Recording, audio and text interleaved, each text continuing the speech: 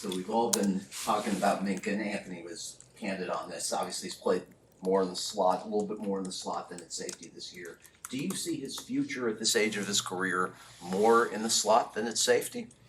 I think Mink can do either, and he'll continue to do either for a long time. When you have someone that has that fluidity of a skill set that can go from covering a slot receiver to swinging back, playing a deep zone, you got to take advantage of it. And I see him with his how he handles the adjustments in position, being able to do that for a long time. From a positional standpoint, how much versatility does that give you guys in terms of play calling and what you're able to do? A ton. It gives us a ton of versatility because it also, like, you can bring different guys into the game in different packages, and then they all can do the same job from different areas of the field.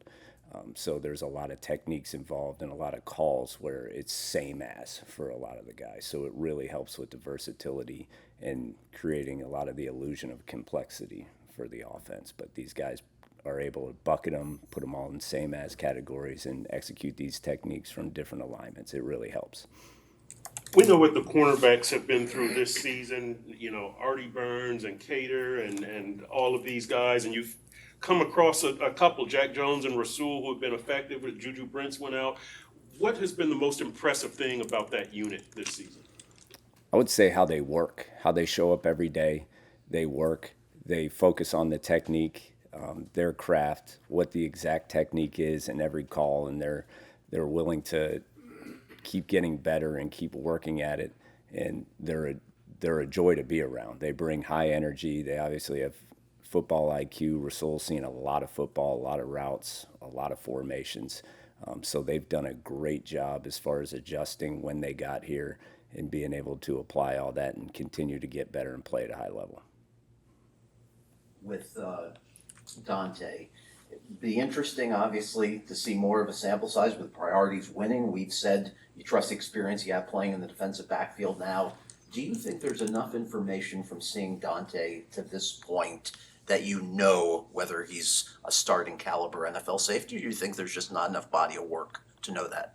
We feel great about him. We feel great about everybody in that room, but I think especially or specifically with Trader, we feel really good about how he's developed, he's grown, he's improved. He's had some experiences that obviously you play DB enough, it's going to happen where there's some plays that you need to improve, take back or whatever, but he's also learned from those. He's improved on his techniques. He's very, very intelligent. He picks things up very quickly. He studies. And he has a good understanding of what's happening. We feel great about his future and honestly his present. So we're very excited that he's with us. And that With Marshall, obviously, there was a need for him at nickel in the slot this year. Do you think that might have stunted his growth on the outside at all, or no? No, I think Jason's done a great job being able to swing back and forth inside and outside, and if anything, that tells you like what we think of him as far as a skill set. Somebody that really predominantly played outside throughout his college career, and then has shown enough during practice and from an intellectual standpoint and football IQ to be able to swing in and out with never doing it before.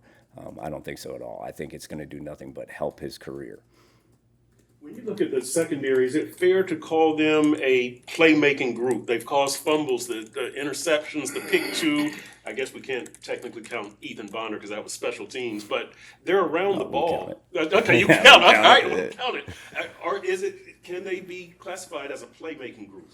I think that's something they definitely want to hang their hat on. And when they provide the energy that they have been, they play with the proper technique, they play with the great energy, and they understand how to get the football. That's just going to show up more and more. And I think, like collectively as an entire defense, that's something that is just going to, the ball finds the energy, and if you can get around it, good things are going to happen.